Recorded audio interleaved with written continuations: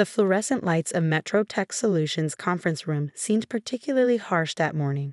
I adjusted my blazer, still a bit loose after my 3-month hospital stay, and tried to focus on my boss Richard Thompson's face as he delivered what he clearly thought was my professional eulogy. Performance issues, extended absence, company priorities. The words floated around me like leaves in autumn. But I wasn't really listening. Instead, I was thinking about the irony of it all. How just 6 months ago, I had landed MetroTech its biggest medical technology contract in history, the very contract that had eventually saved my life. My name is Emily Chen, and at 34, I never expected to be both a cutting-edge biomedical engineer and a cancer survivor in the same year. But life has a way of writing stories we never see coming. Are you even listening, Emily? Richard's sharp tone cut through my thoughts. His perfectly pressed suit and manicured nails screamed of the success he'd built on others' work, my work. Yes, Richard, I understand perfectly. My voice was calm, steadier than I expected. You're terminating my position due to my extended medical leave. He smiled, that practiced corporate smile that never reached his eyes. Let's call it a mutual parting of ways. Your condition has clearly impacted your ability to maintain the standard of excellence MetroTech demands. Around the conference table, my colleagues, people I'd worked alongside for 5 years, suddenly found their notebooks fascinating. All except Jessica from marketing, who couldn't quite hide her smirk. She'd been gunning for my project director position since day one. Your medical leave has cost the company significant delays, Richard continued, warming to his theme. The Morgan Hospital contract alone has been proceeding exactly on schedule. I interrupted quietly, as per the weekly reports I submitted from my hospital bed. Richard's jaw tightened. He hated being interrupted. Reports that needed extensive revision and oversight.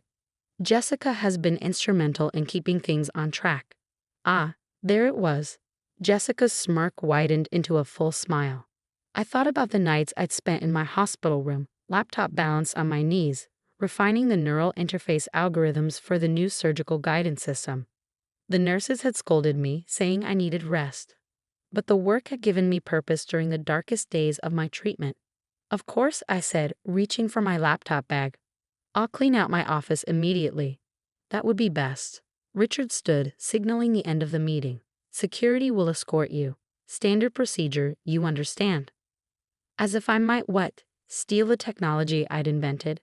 The irony would have made me laugh if it weren't so painful. I was halfway to the door when it swung open and my heart nearly stopped.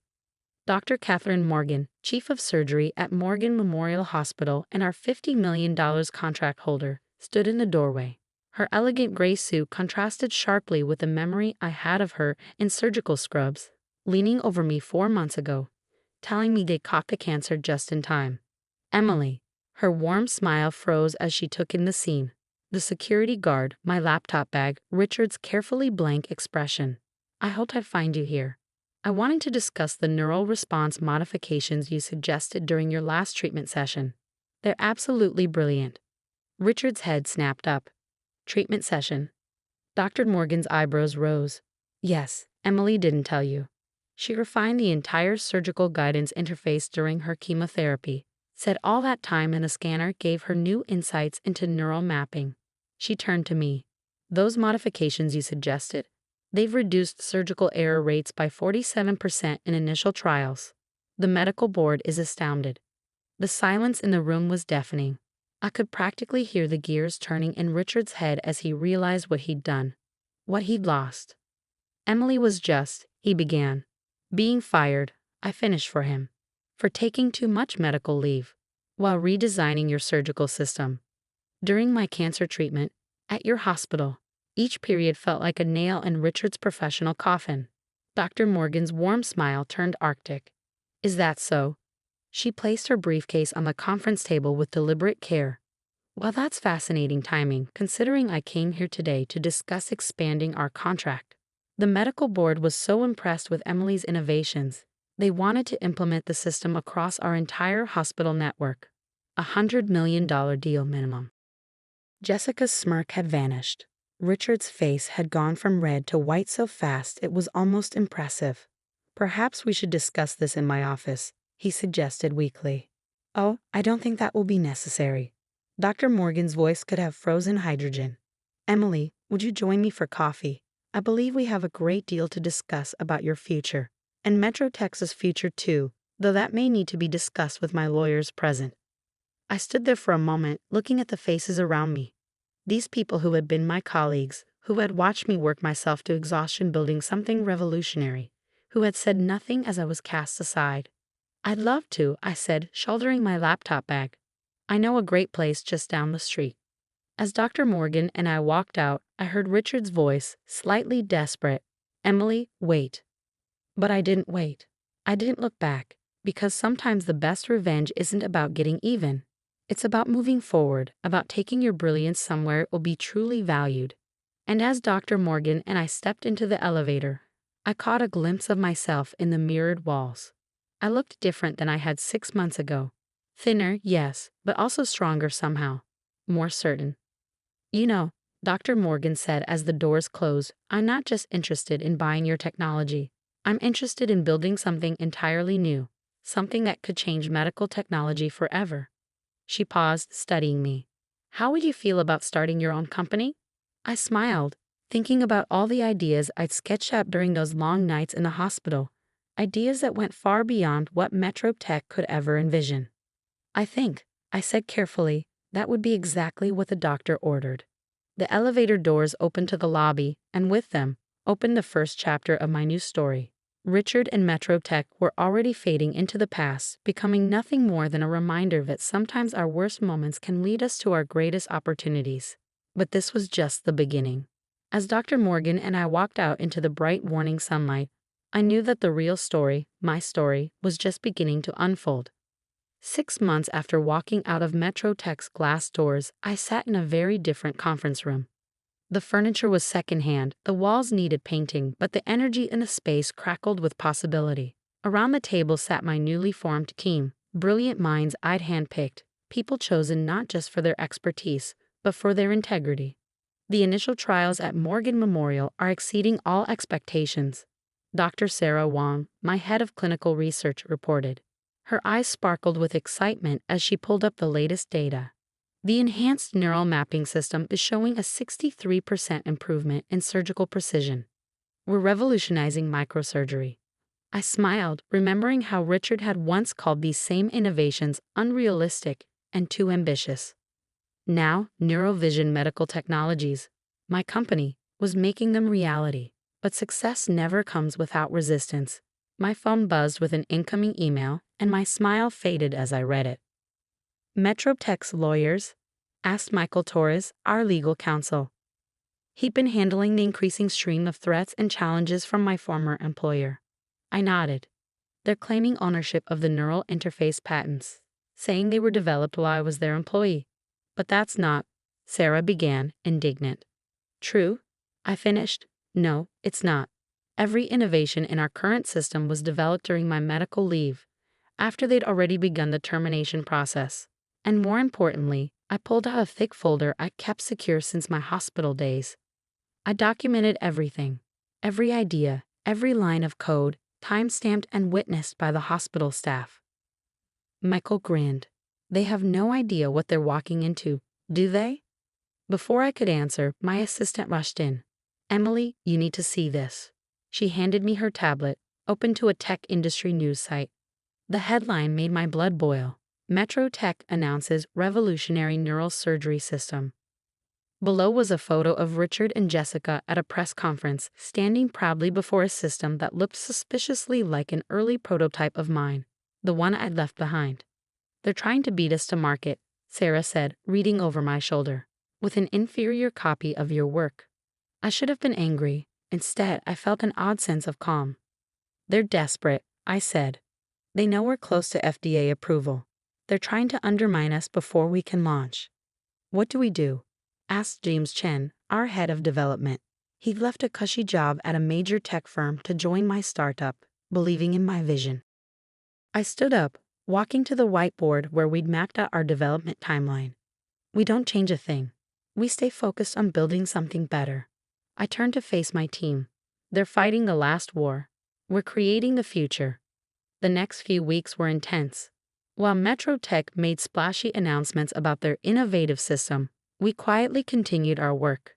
Dr. Morgan's hospital network provided invaluable real-world testing opportunities, and each success strengthened our position. Then came the day that changed everything. I was in the lab, fine-tuning the neural response algorithms, when Dr. Morgan called. Her voice was urgent. "Emily, how quickly can you get to the hospital? We have an emergency case, a young girl with a brain tumor. The conventional surgical approach is too risky." I glanced at the prototype we'd been testing. The system isn't fully certified yet. The FDA has granted emergency approval for this case. The family's desperate. They've heard about our trial results. 2 hours later, I stood in Morgan Memorial's advanced surgical suite, watching as Dr. Morgan used our system to navigate through the delicate tissues of 8-year-old Sophie Martinez's brain. The neural interface provided unprecedented precision, showing pathways and dangers invisible to the naked eye.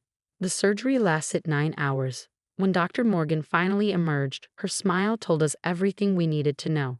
"Complete success," she announced to the waiting family. "The tumor's gone, with minimal impact to surrounding tissue." As the parents wept with joy, I felt a hand on my shoulder. It was Dr. Morgan.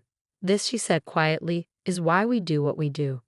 The success story spread rapidly through the medical community. While MetroTech was holding press conferences, we were saving lives. Other hospitals began reaching out, asking to be part of our trials. Then came the morning of MetroTech's big product launch. I was surprised to receive an invitation. Clearly a power play on Richard's part, a chance to show off his victory. I decided to attend. The hotel ballroom was packed with media, investors, and medical professionals. Richard took the stage, confident as ever. "Today, MetroTech revolutionizes surgical technology," he began. I sat quietly in the back, watching as he demonstrated their system. It was exactly what I feared, a rushed, superficial copy of my early work. As he walked through the features, I could see the flaws, the corners cut, the safety issues they hadn't even recognized. During the Q&A, a hand raised in the middle of the room. "Dr. Thompson, could you address the safety concerns raised by the Medical Technology Review Board?" Richard frowned. "What concerns?" Dr. Catherine Morgan stood up, commanding the room's attention. "The board's analysis found critical flaws in your neural mapping system. The same flaws, interestingly, that Emily Chen identified and solved months ago, after you fired her." The room erupted in murmurs. Richard's face reddened. "Those claims are unsubstantiated." "Actually," another voice called out, Dr. Wong, standing by the door, "they're extensively documented. We've submitted comprehensive safety studies to the FDA comparing your system's approach with our corrected methodology." "Your system?" Richard sputtered. That was my cue. I stood up. "Yes, Neurovision's system. The one that just saved Sophie Martinez's life last week. The one that's already been approved for expanded trials across 6 major hospital networks." The room's attention shifted to me. Foams came out as reporters recognized the story unfolding before them. "Would you care to explain the differences between the systems?" asked a journalist in the front row. I walked to the stage, each step measured and confident. Richard had no choice but to step aside. For the next 20 minutes, I walked through the technical details, the safety innovations, the real-world results. I didn't need to attack MetroTech's system, its flaws were self-evident in comparison.